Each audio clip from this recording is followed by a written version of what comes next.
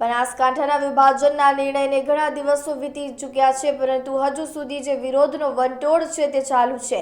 તો ધાનેરા સહિત આસપાસના ગ્રામ્ય વિસ્તારના લોકો ધાનેરા જન આક્રોશ મહાસભામાં પહોંચ્યા છે। ધાનેરા આજે સજ્જડ બંધ છે, ત્યારે 12 વાગ્યા પછી જન આક્રોશ મહાસભા યોજાવાની હતી। તો ધાનેરા તાલુકાના લોકો ધાનેરા મહાસભામાં પહોંચ્યા છે। જન આક્રોશ મહાસભામાં ધાનેરાના ધારાસભ્ય માવજી દેસાઈ, કોંગ્રેસના પૂર્વ ધારાસભ્ય નાથાભાઈ પટેલ અને ભાજપના પૂર્વ ધારાસભ્ય મફતલાલ પુરોહિત સહિતના નેતાઓ હાજર રહ્યા હતા। તો ધાનેરા હિત રક્ષક સમિતિના નેજા હેઠળ મામા બાપજીના મંદિર પાસે જન આક્રોશ મહાસભા યોજાઈ છે। જન આક્રોશ મહાસભા હજારોની સંખ્યામાં લોકો જનમેદની ત્યાં ઉમટી પડી છે। તો ધાનેરાના વિવિધ વેપારીઓ અને સંગઠનો દ્વારા મહાસભાનું આયોજન કરવામાં આવ્યું હતું અને તેમાં જોડાયા છે। ત્યારે ભાજપ, કોંગ્રેસ અને RSSના કાર્યકર્તાઓ સહિત મોટી સંખ્યામાં લોકો જન આક્રોશ સભામાં હાજર રહ્યા છે। વિભાજન થયું, પહેલી વાત તો કે બનાસકાંઠાનું વિભાજન એક રાજકીય ષડયંત્ર છે। માત્ર ને માત્ર રાજકીય ષડયંત્રના ભાગરૂપે અહીંયાના કોઈ સ્થાનિક ધારાસભ્યશ્રી કે બનાસકાંઠા જિલ્લાના વિભાજનના જ્યાં પણ આ આંદોલનના પ્રશ્નો છે, જ્યાં કકળાટ છે, ત્યાં કોઈ સ્થાનિક ધારાસભ્યોને પણ પૂછ્યા વગર આ નિર્ણય લેવામાં આવ્યો છે।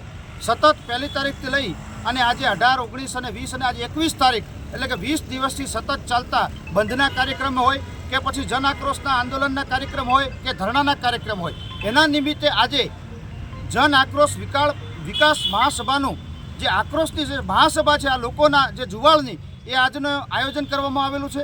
અમારી માંગ છે કે બનાસકાંઠા જિલ્લામાં ધાનેરાનો સમાવેશ થાય અને એના માટે અમે સરકાર સુધી અવાજ પહોંચાડીએ છીએ, તો શા માટે સરકાર એને સંભળતી નથી? આજે જ્યારે હિતરક્ષક સમિતિના બેનર નીચે જે કાર્યકર્તાઓ રાષ્ટ્રશક્તિની ભાવનાની લઈને ગામ સ્તર સુધી જે પાર્ટીને મજબૂત કરવાના કામો કરે છે, એ કાર્યકર્તાઓને આજે રસ્તા ઉપર આવી જવું પડ્યું છે। કારણ એકના એક વ્યક્તિનો અહમને સંતોષવા માટે માત્ર ને માત્ર શંકરભાઈ ચૌધરીના ષડયંત્રના લીધે આ બનાસકાંઠા જિલ્લાના ધાનેરા તાલુકાને સતત પાછળ રાખવામાં આવે છે। એનું કારણ શું? ધાનેરા વિધાનસભા હોય કે બનાસકાંઠાની લોકસભા હોય, જ્યારે પણ પોતાના મનસ્વી નિર્ણયોથી ટિકિટો આપવામાં આવે છે, ત્યારે ભારતીય જનતા પાર્ટીની ટિકિટથી અહીંયા પોતાના મનસ્વી નિર્ણયના લીધે જીતતું નથી। એનું ભોગ પ્રજાને ભોગવવાનો।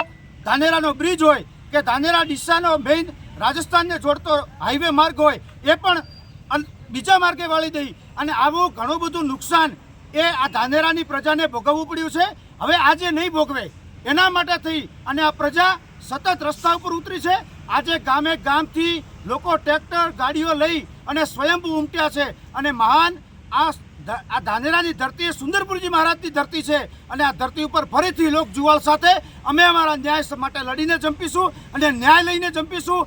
આ બનાસકાંઠાને ધાનેરામાં સમાવેશ કરીને જ જંપીશું। એની માટે માન્ય ધારાસભ્ય શ્રી માવજીભાઈ, પૂર્વ ધારાસભ્ય શ્રી નાથાભાઈ પટેલ, પૂર્વ ધારાસભ્ય શ્રી મફતભાઈ પુરોહિત અને હિતરક્ષક સમિતિ જે રાષ્ટ્રીય સ્વયંસેવક સંઘના કાર્યકર્તાઓ આ મેદાન ઉપર ઉતર્યા છે, એ જંગ કોઈ પણ ભોગે અમે જીતીને જ રહીશું। અને સરકારને અમારી વિનંતી છે કે કોઈ પણ ભોગે રાજકીય કોઈ પાર્ટી કોઈ એક વ્યક્તિના ઈશારે ન ચલાવે, એવી આપને આ જાહેર લાઈવના માધ્યમથી હું આપને ચેલેન્જ આપું છું કે ધાનેરાની પ્રજાનો અવાજ સાંભળો અને ધાનેરાને બનાસકાંઠામાં સમાવેશ કરો।